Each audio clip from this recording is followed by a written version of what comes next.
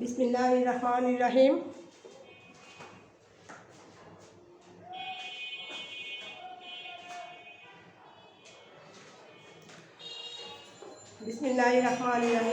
দোসাইড একে school and কলেজের একাদশ শ্রেণীর অর্থনীতি শিক্ষার্থীবৃন্দ, সবাইকে আসসালামু আলাইকুম।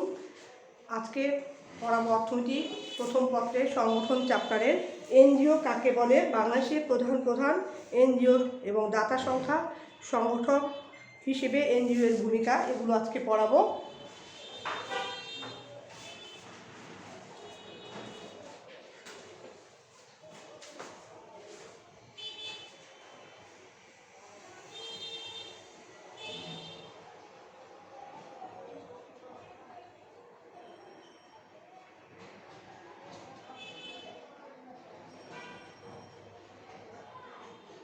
এনজিও কাকে বলে 7.3 এনজিও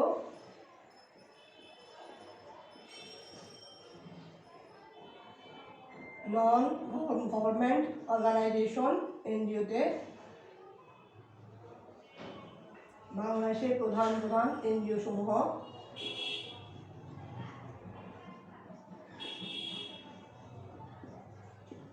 প্রধান এনজিও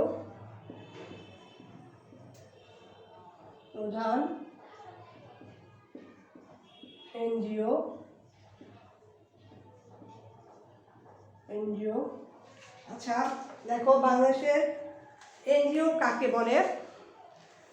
এনজিও হচ্ছে নন গভর্নমেন্ট অর্গানাইজেশন, অর্থাৎ বেসরকারি স্বেচ্ছাসেবী সংস্থা, একটি অলাভজনক প্রতিষ্ঠান। 1945 সালে ইউনাইটেড নেশনস প্রতিষ্ঠার পরই আন্তঃসরকারের সংগঠন হিসেবে এনজিও এর যাত্রা শুরু হয়। ইউএনের মতে যে কোনো বেসরকারি সংগঠন যা সরকারি নিয়ন্ত্রণ মুক্ত থেকে মুনাফাবিহীন, সন্ত্রাসবিহীন, অরাজনৈতিক কর্মকাণ্ড পরিচালনা করে তাকে এনজিও বলে। এনজিওর সংক্ষিপ্ত নাম, এনজিওর পূর্ণ নাম রূপ হচ্ছে নন গভর্নমেন্ট অর্গানাইজেশন।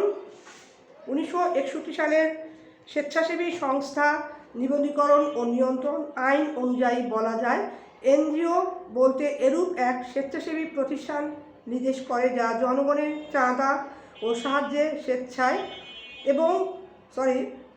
এনজিও বলতে এরূপ এক স্বেচ্ছাসেবী প্রতিষ্ঠান নির্দেশ করে যা জনগণের চাঁদা ও সাহায্য এবং সরকারি অনুদানের উপর নির্ভর করে এক বা একাধিক ক্ষেত্রে সমাজ কল্যাণমূলক সেবাকর্ম পরিচালনার উদ্দেশ্যে স্বেচ্ছায় প্রতিষ্ঠিত হয়। স্বাধীনতার পূর্বে বেসরকারি স্বেচ্ছাসেবী সংস্থাসমূহের কর্মতৎপরতা পূর্ব পাকিস্তান তথা বাংলাদেশে তেমন লক্ষণীয় ছিল না। ওই সময়ে মাত্র কয়েকটি বেসরকারি সংস্থা ক্যাথলিক ও ব্যাপটিস্ট মিশনারি কেয়ার গতানুগতিকভাবে প্রধানত ধর্মীয় ও সাংস্কৃতিক ক্ষেত্রে কাজ করে আসছিল। 1970 সালের উপকূলীয় ঘূর্ণিঝড় ও 1971 সালের মুক্তিযুদ্ধের পর এদেশের জনসাধারণের মধ্যে ত্রাণ, ওষুধ, স্বাস্থ্যসেবা ও আশ্রয়জনিত পুনর্বাসনের কাজে নিয়োজিত হয় বেশ কিছু সংখ্যক দেশি বিদেশি এনজিও। 1980 সালের পর হতে এনজিও সংখ্যা ব্যাপক হারে বৃদ্ধি পেতে থাকে। বিশেষ করে গ্রামীণ দরিদ্র জনগোষ্ঠীর মধ্যে শিক্ষা, চিকিৎসা, স্বাস্থ্য, পরিবেশ সংরক্ষণ ও উন্নয়ন, দারিদ্র্য বিমোচন ও সামাজিক উন্নয়নের লক্ষ্যে এনজিও বহুমুখী কর্মসূচি গ্রহণ করে আসছে। বাংলাদেশের প্রধান এনজিও সমূহের নামগুলো কি দেখো: ব্র্যাক, আশা, প্রশিকা, TMSS, তারপর bureau Bangladesh, society for social service, Swanirvar Bangladesh, সামগ্রিক কর্মক্ষেত্র। এবার দেখো নামগুলো বলি। ব্র্যাক প্রধান এনজিও হচ্ছে বাংলাদেশের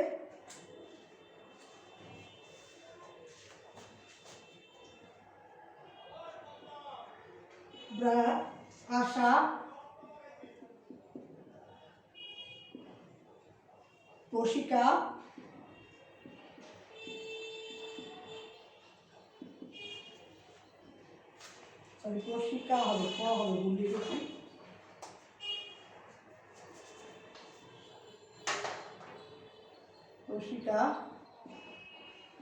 তারপর TMSS,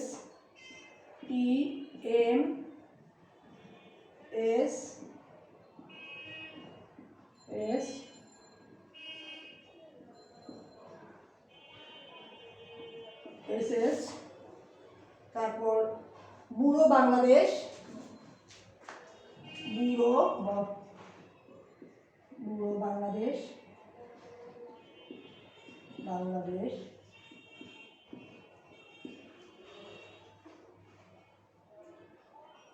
society for social service, society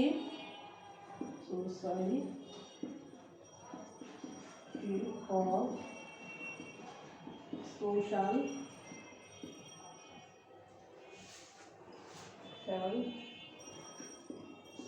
service.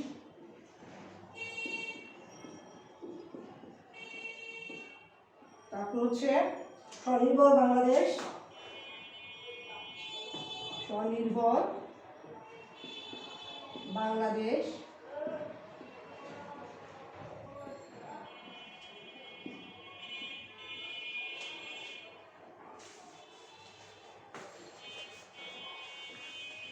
দেখো এখানে বাংলাদেশের প্রধান প্রধান এনজিও ব্রাকের নাম তোমরা সবাই শুনেছ, ব্রাক এনজিওর নাম। দেশের সবচেয়ে বড় ক্ষুদ্র ঋণদানকারী সংস্থা হচ্ছে ব্রাক বিভিন্ন কর্মসূচির মাধ্যমে ঋণদান কর্মসূচি ছাড়াও দারিদ্র্য বিমোচন, স্বাস্থ্য, শিক্ষা ও সামাজিক উন্নয়নের কাজ করছে।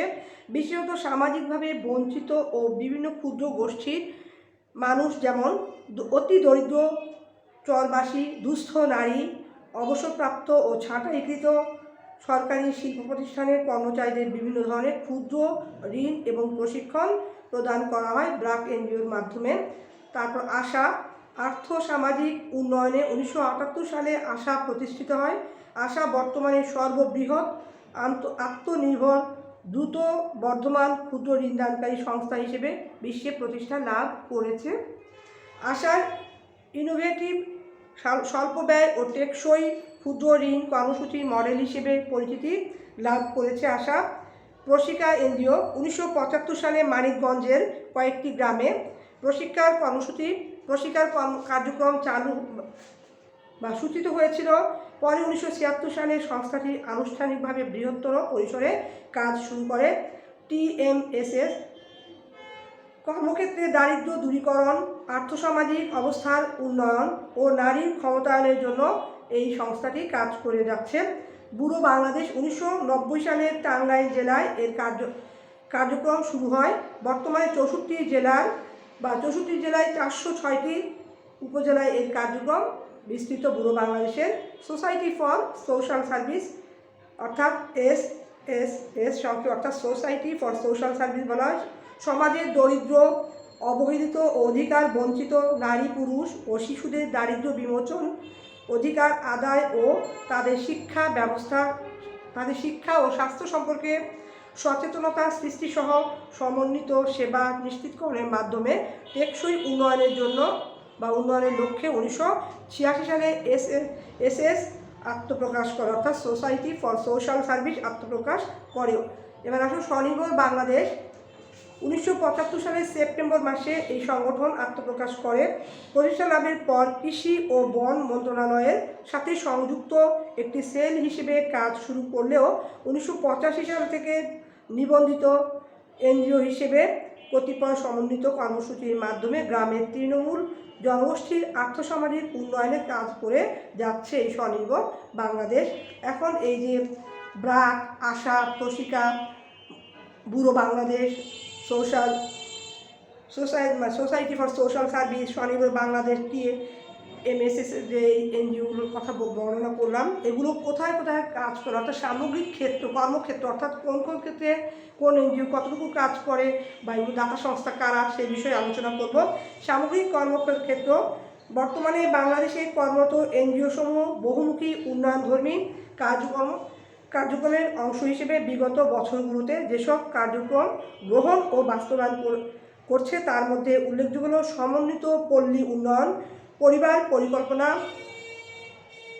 আয় বর্ধনমূলক স্বাস্থ্য, জনস্বাস্থ্য, মহিলা উন্নয়ন, আইনি সহায়তা, শিশু মঙ্গল, শিশু সদন, শিক্ষা, বয়স্ক শিক্ষা, ত্রাণ ও পুনর্বাসন, উদ্বুদ্ধকরণ, পল্লী ও শহর উন্নয়ন, অবকাঠামো নির্মাণ, কৃষি উপকরণ সরবরাহ, মৎস্য ও পশু সম্পালন, বন ও পরিবেশ, যুব উন্নয়ন ও অন্যান্য। আর এবার দাতা সংস্থাগুলোর নাম বলছি। প্রায় 90টি দাতা সংস্থা এদেশে এনজিওদের কর্মকাণ্ড বাস্তবায়নের ক্ষেত্রে সাহায্য করছে। দাতা সংস্থার মধ্যে হলো WBEU, USAID, জার্মান গভট, তারপর Sida, Ford Foundation, Pathfinder, ADB, JICA, তারপর এশিয়া ফাউন্ডেশন, নরেড, প্যাক্ট উল্লেখযোগ্য। সংগঠন হিসেবে এনজিওর কি ভূমিকা? এনজিও অর্থাৎ বিশ্বের সর্ববৃহৎ এনজিও ব্র্যাক। এই ব্র্যাক বাংলাদেশের একটি বেসরকারি স্বেচ্ছাসেবী প্রতিষ্ঠান হিসেবে ব্র্যাক বিশ্বব্যাপী সমাদৃত। পৃথিবীর বহু দেশে ব্র্যাক এবং গ্রামীণ ব্যাংক দারিদ্র্য বিমোচনে উল্লেখযোগ্য অবদান রাখছে। বাংলাদেশের প্রধান প্রধান এনজিও হল BRAC, ASA, Proshika, Shakti foundation, TMSS, society for social service, Swanirvar Bangladesh ইত্যাদি হল উল্লেখযোগ্য। বাংলাদেশের যে কয়েকটি সেক্টরে এনজিওরা সফল ও প্রশংসিত হয়েছে তার মধ্যে উল্লেখযোগ্য হল প্রাথমিক শিক্ষা, উপানুষ্ঠানিক শিক্ষা কার্যক্রম, পরিবার পরিকল্পনা, ওয়াটার ও স্যানিটেশন, সামাজিক বনায়ন, প্রাথমিক স্বাস্থ্য পরিচর্যা, নারীর ক্ষমতায়ন ও নারীর অধিকার সংরক্ষণের সচেতনতা বৃদ্ধি, EPI কর্মসূচি, ত্রাণ ও পুনর্বাসন, গ্রামীণ কুটির শিল্পের প্রসার, প্রতিবন্ধী উন্নয়ন ও পুনর্বাসন, বেকারত্ব দূরীকরণ, তারপর দুর্যোগ মোকাবেলা, রোহিঙ্গা প্রত্যাবাসন, কৃষি উন্নয়ন, আয় বৃদ্ধিমূলক কার্যক্রম, পরিবেশ সংরক্ষণ, ICT এবং দারিদ্র্য বিমোচনে ক্ষুদ্র ঋণ কার্যক্রম সহ নানামুখী উদ্যোগ গ্রহণ করে এই এনজিও সমূহ। জাতীয় জীবনে সকল ক্ষেত্রে নারীদের সচেতনতা বৃদ্ধি,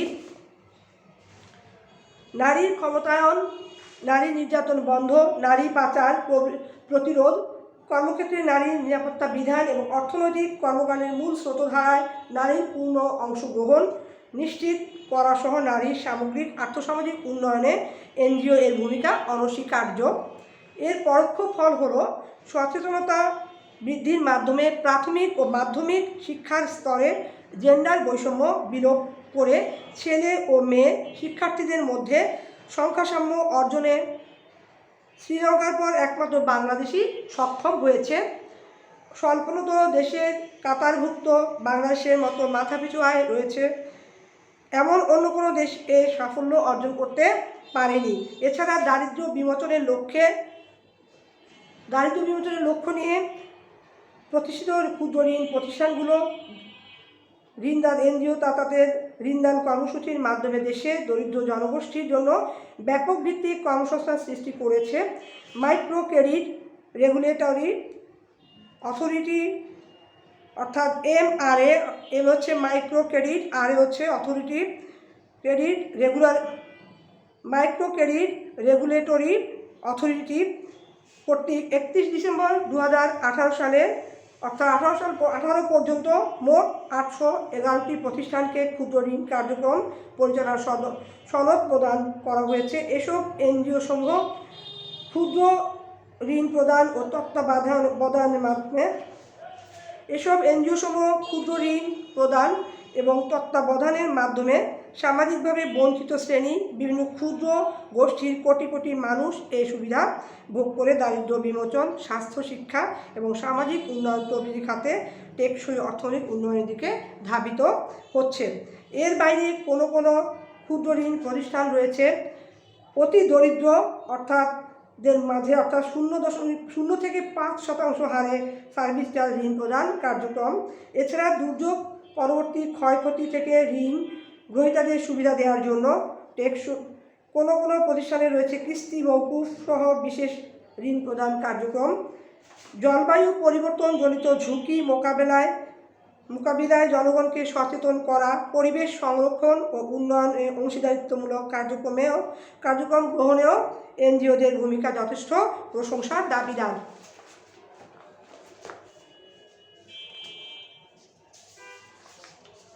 আচ্ছা, আমার এইখানে সংগঠন চ্যাপ্টার পড়ানো শেষ। আমি এখন কিছু সৃজনশীল প্রশ্ন এখানে খেয়াল করো। তোমাদের পাঠ্য বইয়ে রঞ্জিত কুমার নাথের বইয়ে অনুশীলনীতে অবজেক্টিভ বহু নির্বাচনী প্রশ্ন আছে, এগুলো বাসায় মুখস্থ করবে।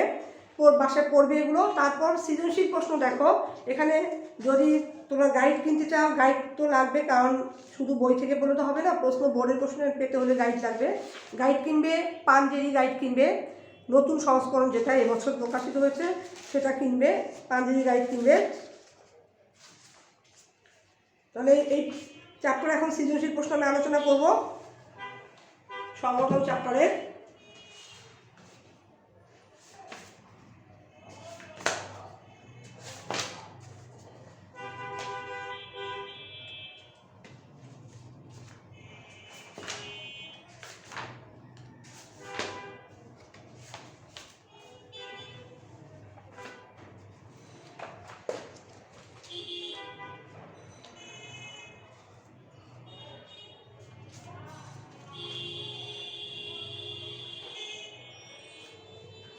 সপ্তম অধ্যায় সংগঠনের চিত্র আলোচনা করব।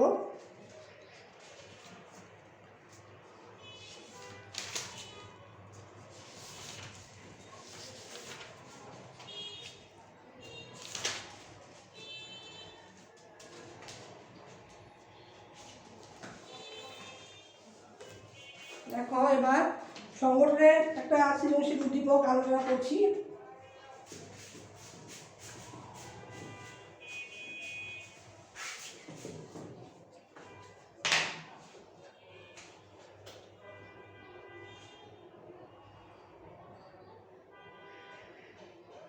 ঢাকা বোর্ড 19 সালে এসছে প্রশ্নটা, দেখো একটা উদ্দীপক, বাংলাদেশে খাদ্য, বস্ত্র, বাসস্থান, শিক্ষা, স্বাস্থ্য, বিদ্যুৎ।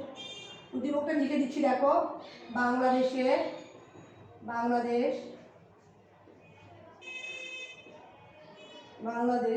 খাদ্য,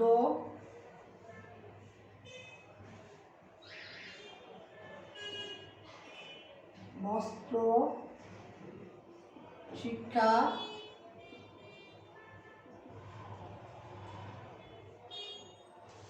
আমাকে বাসস্থান হবে, খাদ্য, বস্ত্র, বাসস্থান।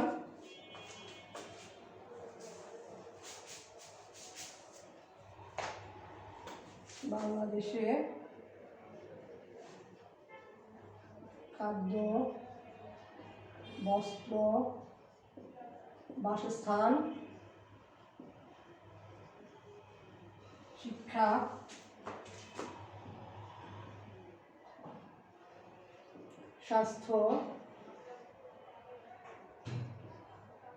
স্বাস্থ্য, বিদ্যুৎ,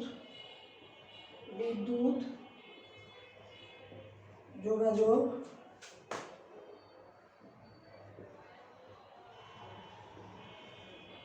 ও অবকাঠামো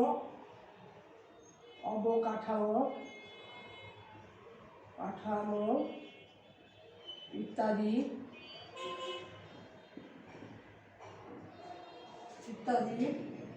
মৌলিক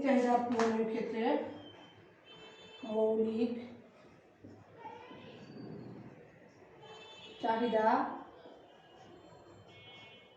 পূরণের ক্ষেত্রে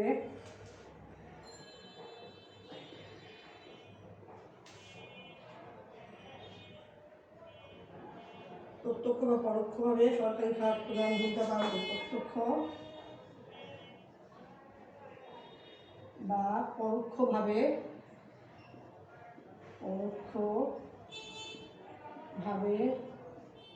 প্রধান ভূমিকা সরকারি খাত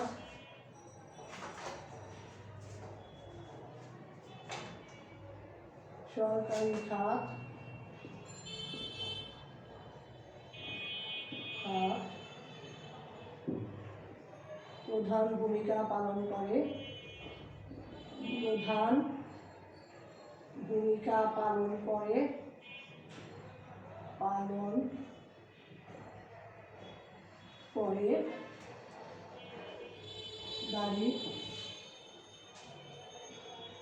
পরিবেশ সংরক্ষণ সচেতনতা,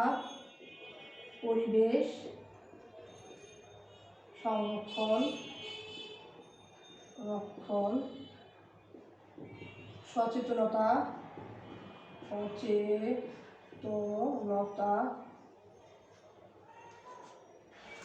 বৃদ্ধি,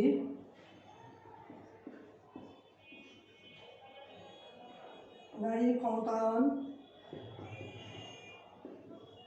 নারীর ক্ষমতায়ন,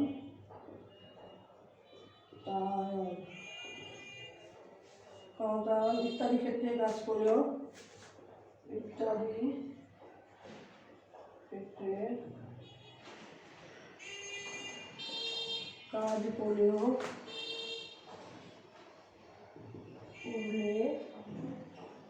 ও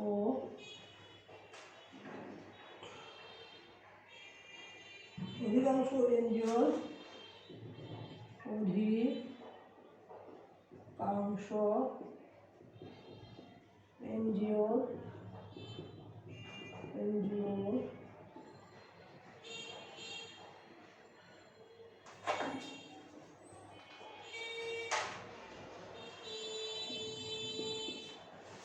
এনজিওর লক্ষ্যই হচ্ছে, মূল লক্ষ্য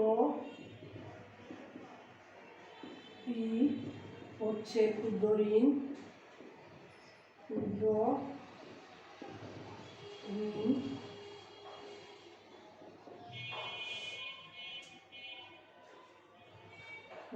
ঋণ কার্যক্রমের মাধ্যমে মুনাফা লাভ, কার্যক্রমের মাধ্যমে মুনাফা লাভ, মুনাফা করা, মুনাফা মানে হচ্ছে লাভ, মুনাফা করা। এখন এনজিওগুলোর ঋণের সুদের হারও অনেক বেশি। এনজিও গুলোর ঋণের সুদের হার অনেক বেশি, সুদের হারও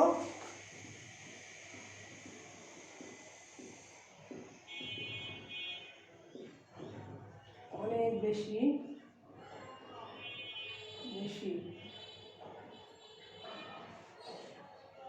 অনেক বেশি। সমবায় প্রতিষ্ঠানগুলো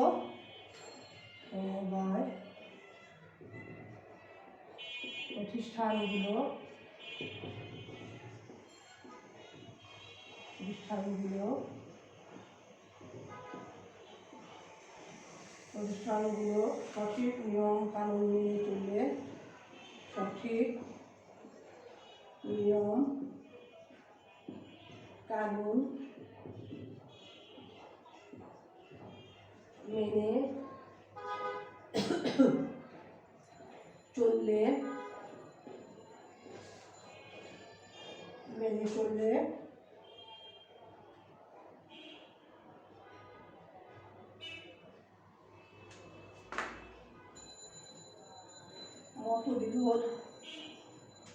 মতবিরোধ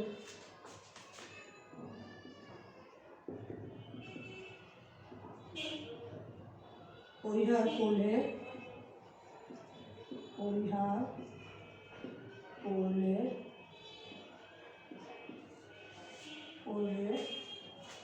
এবং ব্যক্তি স্বার্থের বদলে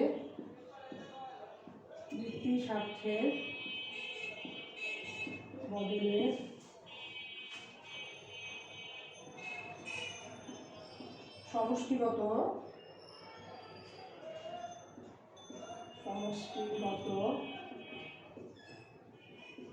স্বার্থ বিবেচনা করলে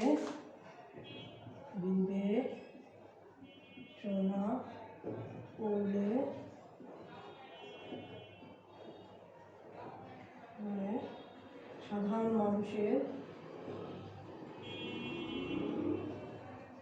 মানুষের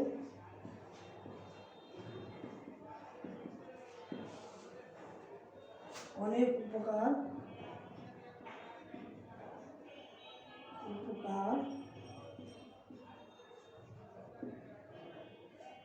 করতে পারত।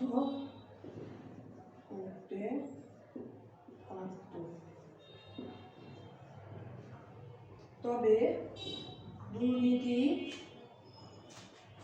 কমিয়ে আনতে পারলে দুর্নীতি কমিয়ে আনতে পারলে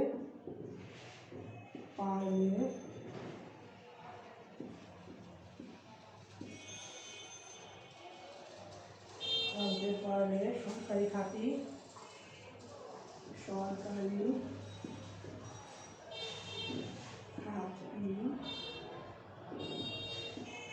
আমাদের দেশকে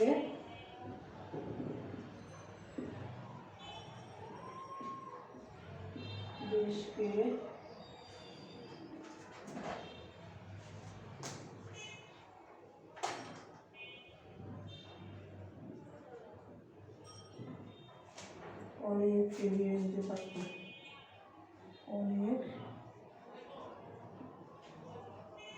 এগিয়ে নিতে পারত,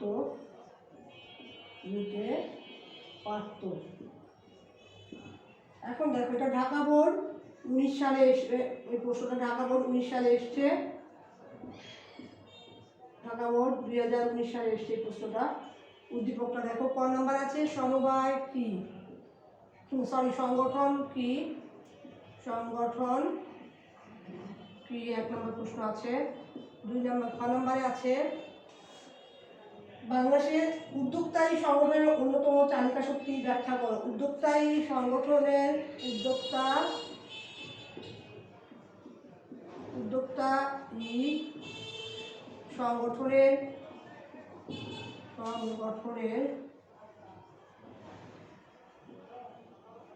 অন্যতম চালিকা শক্তি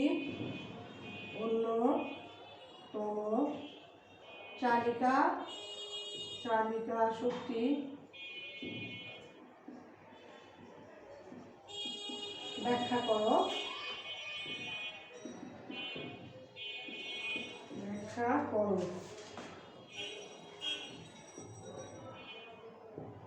এবার উদ্দীপকটা খেয়াল করো, এখানে বলা হয়েছে বাংলাদেশের খাদ্য, বস্ত্র, বাসস্থান, শিক্ষা, স্বাস্থ্য, বিদ্যুৎ, যোগাযোগ ও অবকাঠামো ইত্যাদি মৌলিক চাহিদা পূরণের ক্ষেত্রে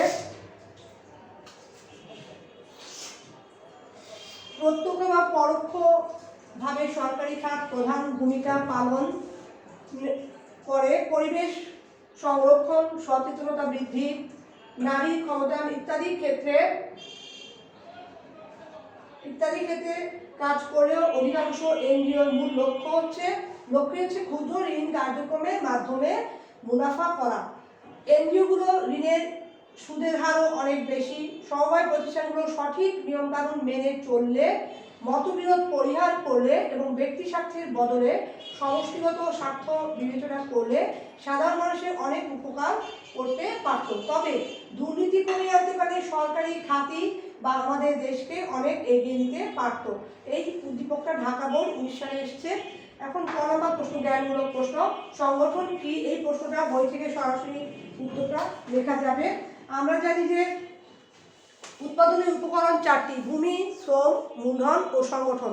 সংগঠন কাকে বলে? সংগঠন হচ্ছে যিনি উৎপাদনের জন্য প্রয়োজনীয় উপাদানসমূহ সুষ্ঠু সমন্বয় সাধনের মাধ্যমে কাজ করেন, তাকে বলা হয় সংগঠন। 2 নম্বর প্রশ্ন, উদ্যোক্তায়ী সংগঠনের অন্যতম চালিকা শক্তি ব্যাখ্যা করো। 2 নম্বর প্রশ্ন আমাদের। তাহলে উদ্যোক্তা ভূমি, শ্রম, মূলধন এগুলোকে একত্রে উৎপাদন করেন কে? সংগঠন। উৎপাদনের উপকরণ 4টি, ভূমি, শ্রম, মূলধন, সংগঠন। উদ্যোক্তায় উৎপাদনের উপকরণগুলো সুষ্ঠু পরিচালনা করেন।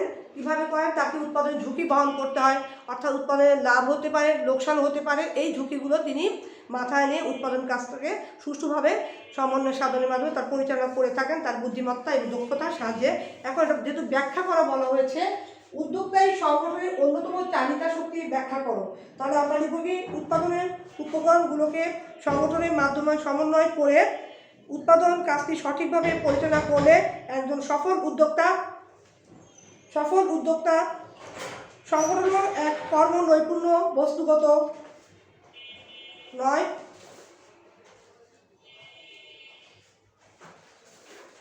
অর্থাৎ উৎপাদনের উপকরণগুলোকে সংগঠনের মাধ্যমে সমন্বয় করে উৎপাদন কাজটি সঠিকভাবে পরিচালনা করেন একজন সফল উদ্যোক্তা। তো সংগঠন হলো এক কর্ম নৈপুণ্য, বস্তুগত নয়। এটা হচ্ছে তার কর্ম দক্ষতার মাধ্যমে তাকে কাজটাকে পরিচালনা করতে হয়। এখানে এটা বস্তুগত কোনো সম্পদ নয়। উদ্যোক্তাই এই কর্ম নৈপুণ্য কাজে লাগানোর জন্য উদ্যোক্তাকে এই কর্ম নৈপুণ্যতা কাজে লাগানোর জন্য তাকে পরিকল্পনা গ্রহণ করতে হয় এবং এই পরিকল্পনা এছাড়া তিনি উৎপাদনের জন্য প্রয়োজনীয় উপকরণগুলো সংগ্রহ, তাদের মধ্যে সমন্বয় সাধন, মূলধন সংগ্রহ ও উৎপাদন ক্ষেত্রে শ্রম বিভাগের মাত্রা নির্ধারণ করেন। আধুনিক উৎপাদন ব্যবস্থা ক্রমান্বয়ে বড় ও জটিল হয়ে পড়ায় সেখানে জনবহুল ও প্রযুক্তি ব্যবহার, বিনিয়োগ সমস্যার সমাধান এবং শ্রমিক মালিক সম্পর্ক প্রভৃতি বিষয় ব্যবস্থাপনার জন্য একটি স্বতন্ত্র ও অপরিহার্য উপাদান হিসেবে উদ্যোক্তা গুরুত্বপূর্ণ ভূমিকা পালন করে। এই জন্যই আধুনিক উৎপাদন ব্যবস্থা উদ্যোক্তাকেই সংগঠনের অন্যতম চালিকা শক্তি হিসেবে বিবেচনা করা হয়েছে। এখন দেখো গ নম্বর প্রশ্ন, উদ্দীপকের গ নম্বর প্রশ্ন। গ নম্বর হচ্ছে প্রয়োগমূলক প্রশ্ন। বিভিন্ন বাংলাদেশের অর্থনৈতিক উন্নয়নে সরকারি খাতের ভূমিকা সবচেয়ে গুরুত্বপূর্ণ উদ্দীপকের আলোকে ব্যাখ্যা করো।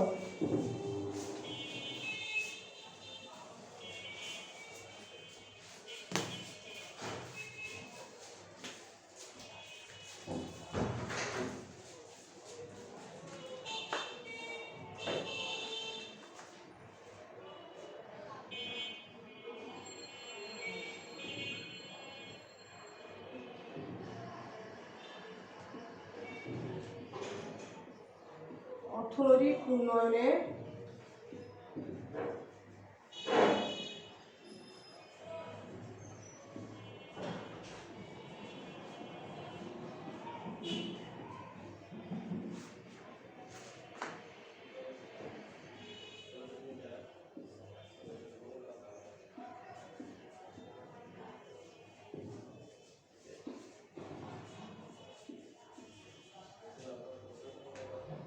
ভূমিকা সবচেয়ে গুরুত্বপূর্ণ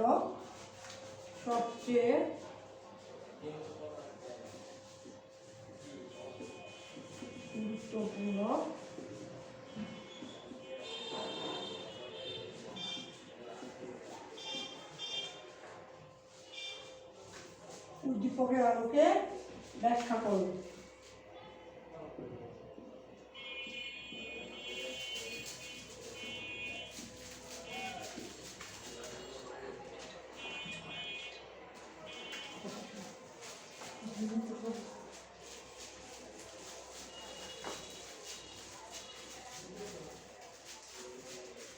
উদ্দীপকের আলোকে ব্যাখ্যা করো।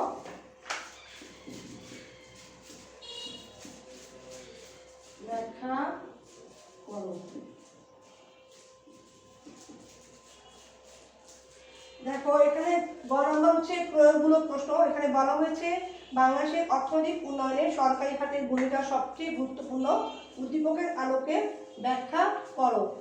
এখন দেখো বাংলাদেশ একটি জনবহুল দেশ হয়, ব্যক্তি পর্যায়ে মূলধন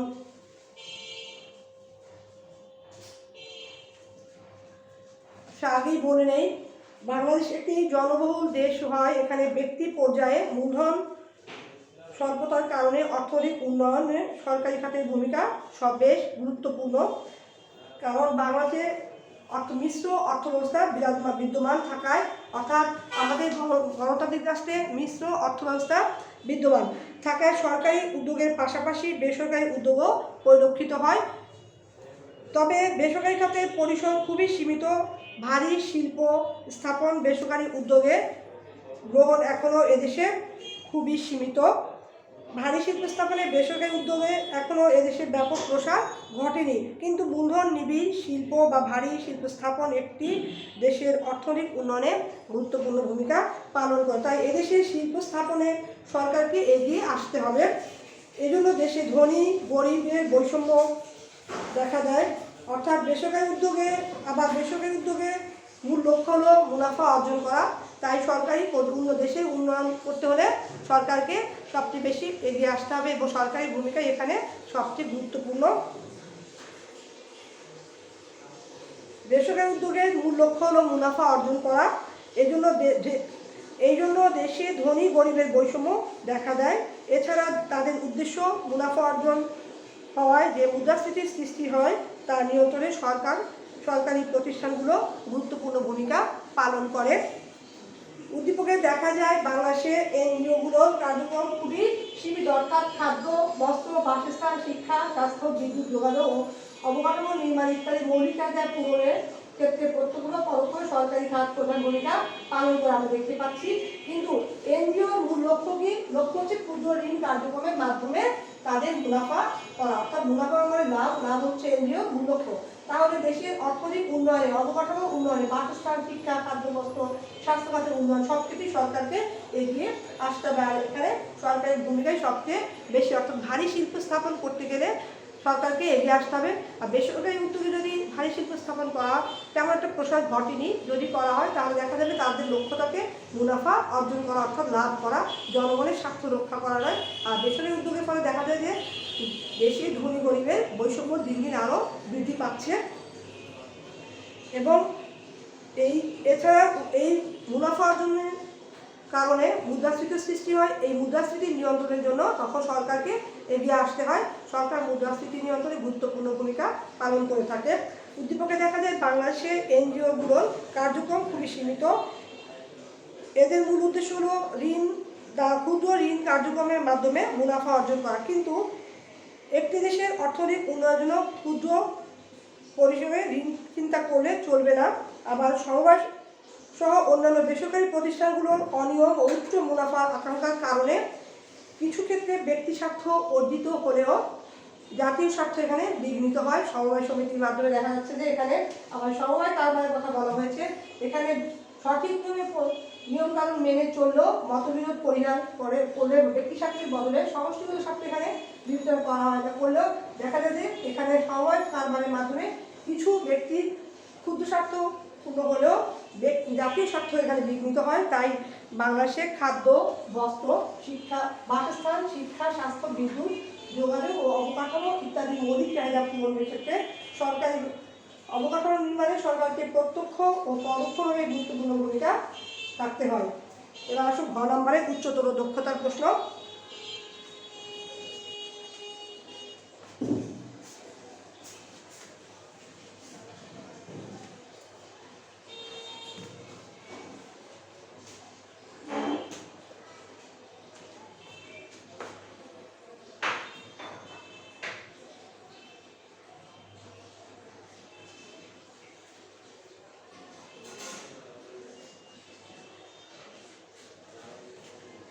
ঘ নম্বরে উচ্চতর দক্ষতা।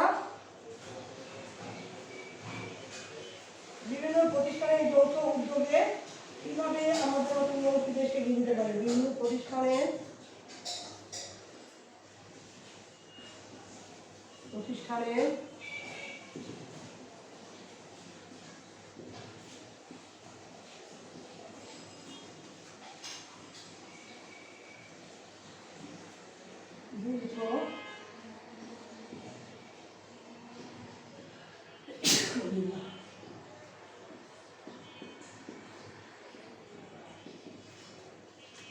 কিভাবে আমাদের মতো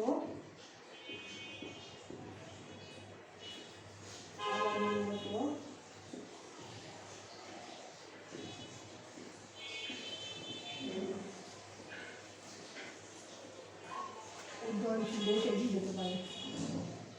উন্নয়নশীল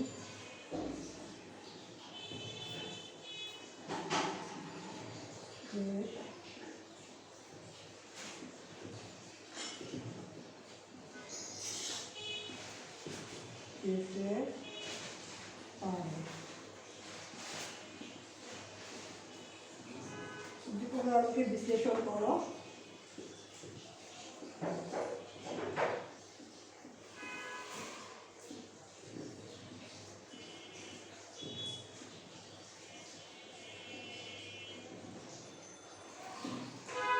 বিশ্লেষণ করো।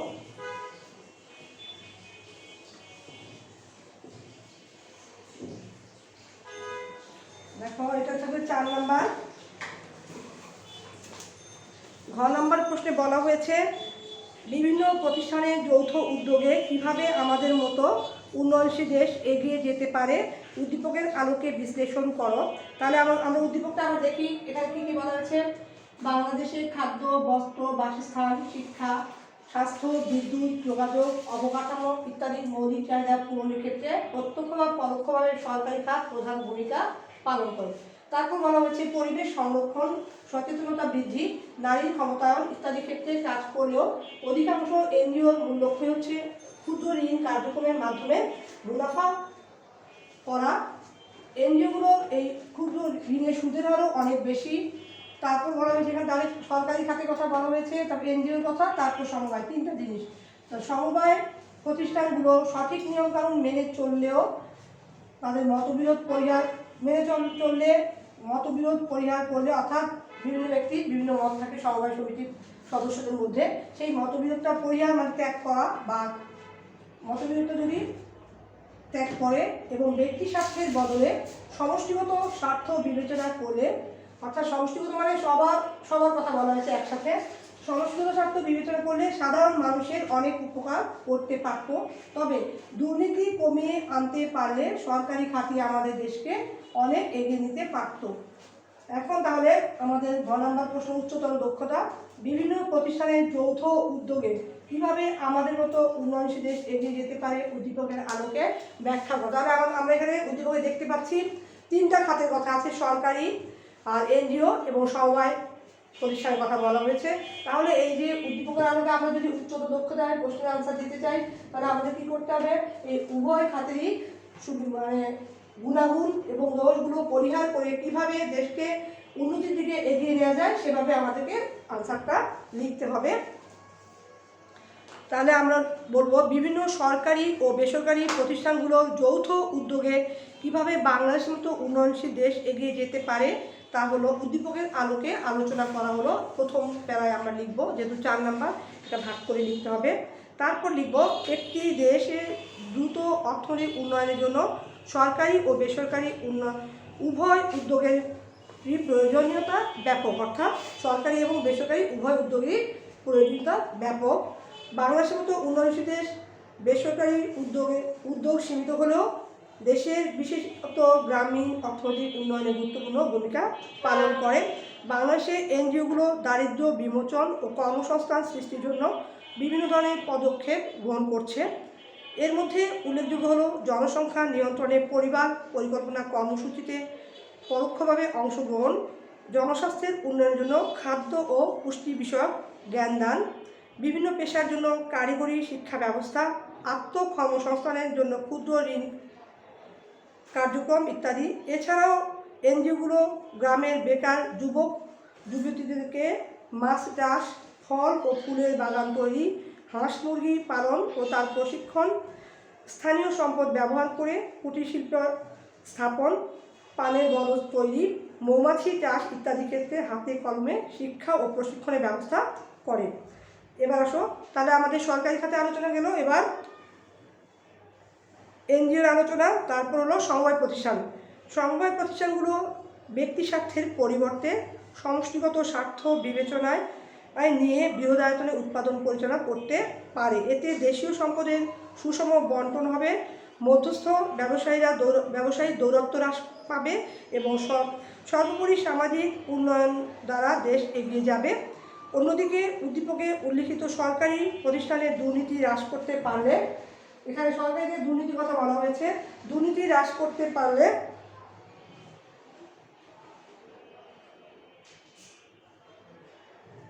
সরকারি খাতের অবদান আরও বৃদ্ধি পাবে। এভাবে সরকারি উদ্যোগের পাশাপাশি বেসরকারি উদ্যোগ আমাদের মতো উন্নয়নশীল দেশের অর্থনৈতিক উন্নয়নে তাৎপর্য ভূমিকা পালন করে দেশকে উন্নয়নের দিকে এগিয়ে নিয়ে যাবে বলে আশা করা যায়। এভাবে এটুকু লিখলেই 4 নম্বরের আনসার হয়ে যাবে।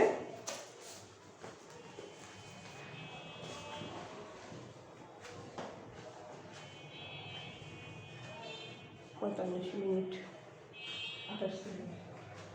অঙ্ক দিয়ে থাকবো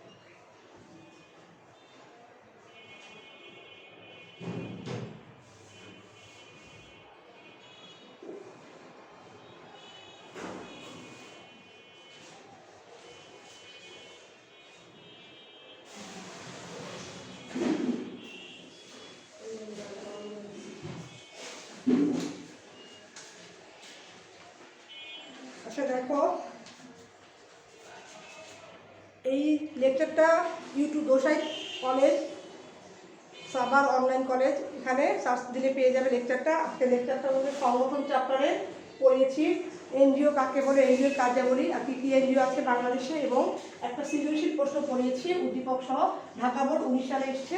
আর তোমরা আমাকে অনেকে বলেছিলে জুমে ক্লাস নেওয়ার জন্য, কিন্তু আমি 1 মাস ক্লাস নিয়েছিলাম, কেউ ক্লাস করোনি, তাই তবে যেহেতু চাচ্ছ জুমে ক্লাস করাতে, তবে আগামী শনিবার ইনশাআল্লাহ জুমে ক্লাস করাবো। আমার জুম আইডি আর পাসপোর্ট আমি দিয়ে দিচ্ছি এবং মোবাইল নাম্বার দিয়ে দিচ্ছি।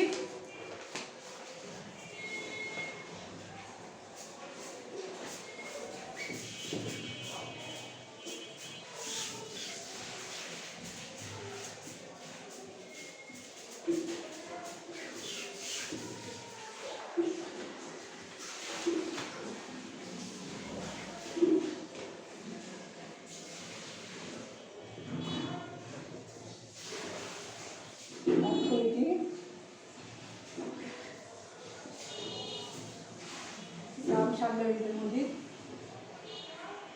শামীমা বিনতে মজিদ,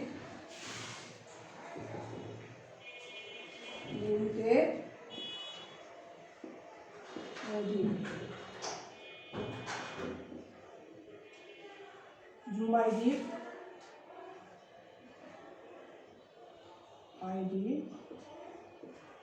7395610511।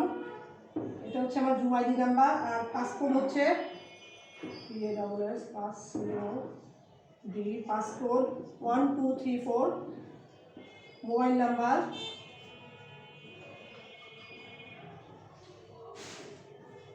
নম্বর 015526444045। আগামী শনিবার ইনশাল্লাহ জুমে ক্লাস নিব একদিন, সব মাসে একটা হলে জুমে ক্লাস নিব, আর বাকিগুলো ভিডিও করে দিব। আগামী শনিবার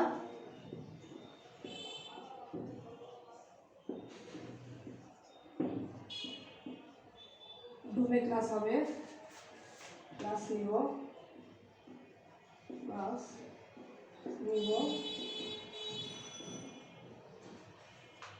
দেখো জুমে ক্লাস নিলে দেখা যায় অনেক সময় বাসায় কারেন্ট থাকে না, ওয়াইফাই কানেকশন থাকে না, ওই লেকচারটা সবাই পায় না। সেজন্য ইউটিউব চ্যানেলে লেকচারগুলো ভিডিও করে আপলোড করে দিই প্রতি সপ্তাহে। এখন আজকে একটা দিলাম। আগামী ক্লাসে জুম আইডি নাম্বার বলে দিলাম। আমার জুম আইডি হচ্ছে 739561051111, আর পাসপোর্ট 1234, মোবাইল নম্বর 01552644045। আগামী শনিবার দিব জুমের ক্লাস। কিন্তু তোমাদের ফার্স্ট ইয়ারে ফার্স্ট পেপার এবং সেকেন্ড পেপার দুটোই পড়ানো হবে আগামী শনিবার, অর্থ দ্বিতীয় পত্র পড়াবো। বইয়ের নাম হচ্ছে রঞ্জিত কুমার নাথ। থ্যাংকস অল, এখানে লেকচার শেষ।